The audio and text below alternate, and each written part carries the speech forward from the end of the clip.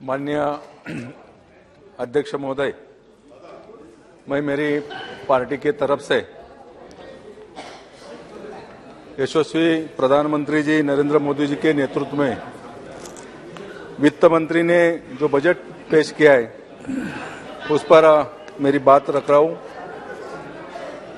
यह बजट भारत की आजादी के 75 साल होने पर अमृत काल का पहला बजट है।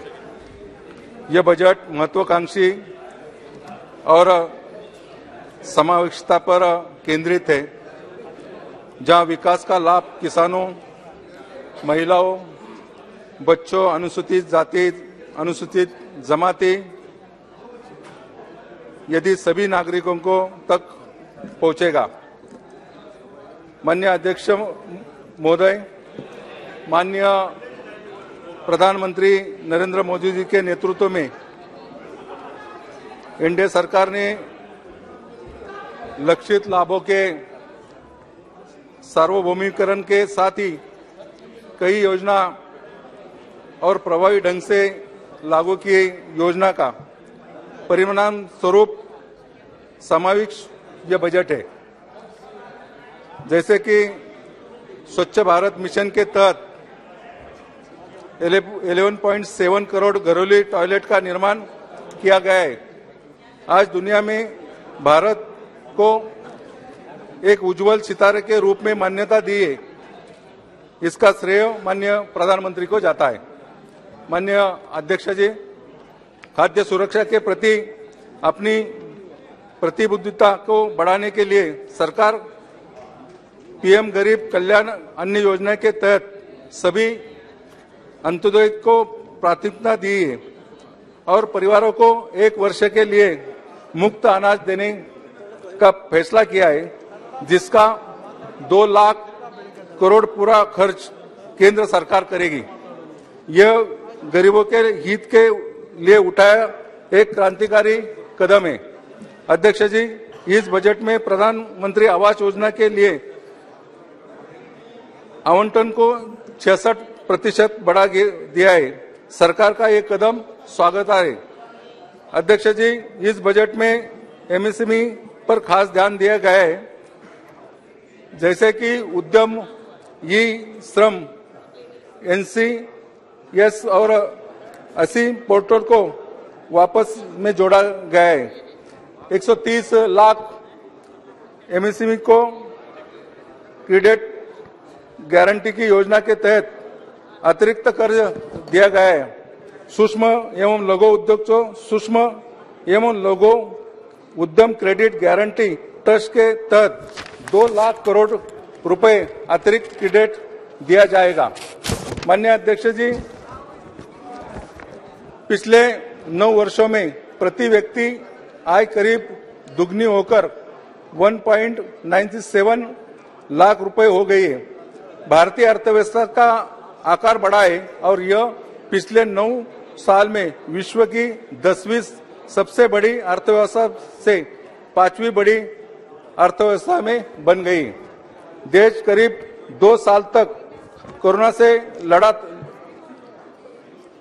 देश करीब 2 साल कोरोना से लड़ा था, लेकिन मोदी सरकार ने देश के आम आदमी के हित में ध्यान देते हुए जनहित के फैसले लिए और इनका लाभ देश के सभी जनता को हुआ है। आज देश दिन तक 102 करोड़ लोगों को लक्षित किए हुए कोविड विरोधी टीकाकरण का आंकड़ा 220 करोड़ से पार हुआ है। इसके लिए सरकार ने स्वास्थ्य सेवाओं के जुड़े लोगों को बधाई देना चाहिए। पीएम सम्मान किसान निधि के तहत 11.4 करोड़ किसानों को 2.2 लाख करोड़ रुपए नगद हस्तांतरण किया है। देश का किसान सभी और खुशहाल हुए। माननीय मोदी सरकार को धन्यवाद देना चाहता हूं। दूसरी बात मैं ये कहना चाहता हूं, जल जीवन मिशन के तहत करीबन 70,000 करोड़ सभी राज्यों को दिया है। जल जीवन मिशन के तहत ग्रामीण इलाके में पानी की योजना होते हुए कई सारे ग्रामीण इलाकों को इसका लाभ पहुंचाए। माननीय अध्यक्ष महोदय, इस बजट में पीएम गति शक्ति को बढ़ाने देने वाली 7 कारक सड़क, रेल मार्ग, हवाई मार्ग, विमानपत्तन, माल परिवहन, जल मार्ग, लॉजिस्टिक, ये इस पर ध्यान दिया गया है।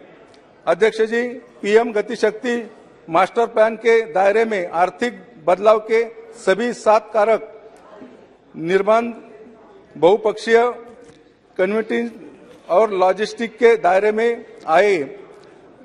राष्ट्रीय अवचरण पाइप लाइन में 7 कारकों की जुड़े इस परियोजना का लाभ सब देशवासियों को हो जाएगा। माननीय अध्यक्ष जी, राष्ट्रीय नेटवर्क में 2022-2023 में 25,000 किलोमीटर का विस्तार किया गया है, जिससे इसके लिए राष्ट्रीय राजमार्ग नेटवर्किंग में विस्तार करीबन करने के लिए 20,000 रुपए जुटाए जाएंगे। इसमें देश का चौमुखी विकास होगा। अध्यक्ष जी, एक समय इस देश में आधारभूत सुविधा में कमी होती थी।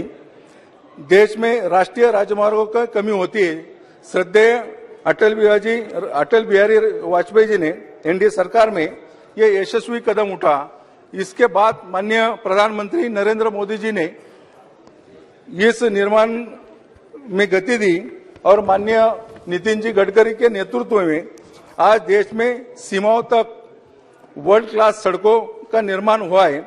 एक समय था कि देश में सीमाओं पर सड़क का निर्माण नहीं था। आज यह सरकार द्वारा यह मानांकन बढ़ा है। माननीय अध्यक्ष महोदय, पिछले 8 वर्षों में राष्ट्रीय महामार्गों की लंबाई में करीब 50% वृद्धि हुई है। अप्रैल 2014 में राजमार्ग की लंबाई 91.287 किलोमीटर बढ़कर 2021-22 में 1,40,995 किलोमीटर हो गई। कुल बजटीय करीबन 5.5 गुना वृद्धि हुई है। आज भारतीय राजमार्गों की चर्चा दुनिया भर में हो रही है। ये सिर्फ मोदी जी के नेतृत्व में ये माननीय नितिन जी गडकरी ने करके दिखाया। माननीय अध्यक्ष जी, मोदी जी के नेतृत्व में सरकार द्वारा देश में आज मेट्रो रेल का जाल बिछा रहा है। यह बजट में पिछले बजट की तुलना में अधिक राशि का प्रावधान किया है। माननीय अध्यक्ष जी, एक साथ जब रेल कोच का आयात करते थे, लेकिन आज हम वर्ल्ड क्लास कोचिंग का निर्माण देश में करते हैं। अध्यक्ष जी, मोदी के नेतृत्व में देश अगले 3 साल के दौरान 400 उत्कृष्ट वंदे भारत रेलगाड़ियों का निर्माण देश में करेगी। साथ ही अगले 3 साल के दौरान नई मल्टी मॉडल लॉजिस्टिक के लिए 100 पीएम गति शक्ति कार्गो टर्मिनल विकसित किए जाएगी। माननीय अध्यक्ष महोदय, इसके साथ ही साथ मैं मेरे चुनाव क्षेत्र में पुणे से लोनावला तक लोकल सेवा चालू करने के बारे में लगातार यह बात रखता हूं। केंद्र सरकार द्वारा इसमें जल्दी से जल्दी अगर सहायता देगी तो निश्चित रूप से यह मार्ग भी बनेगा। दूसरा, कर्जत से पनवेल और पनवेल से उरण तक का मार्ग धीमे गति से चल रहा है, तो ये मार्ग पर रेल विभाग द्वारा ध्यान देने की आवश्यकता है। माननीय अध्यक्ष जी, मैं आपके माध्यम से केंद्र सरकार का ध्यान कुछ जरूरी मुद्दे पर आकर्षित करना चाहता हूं। देश में रिटायर कर्मचारी की संख्या करोड़ों में। सरकार की और उन को दी गई राहत प्रदान नहीं की जाती है। सरकार पेंशन राशि पर इनकम टैक्स वसूल करती है। माननीय फाइनेंस मिनिस्टर ने 2023 के बजट में घोषणा में वरिष्ठ नागरिकों की बचत लिमिट को 1 लाख से 5 लाख रुपए से बढ़कर 30 लाख किया है, जिसका मैं अपनी पार्टी की तरफ से स्वागत करता हूं। परंतु इस बचत पर कमाए ब्याज पर जो टैक्स देना होता है उस पर कोई विचार नहीं किया गया है। पिछले बजट में 75 साल के ऊपर के वरिष्ठ नागरिक को ITR दाखिल करने पर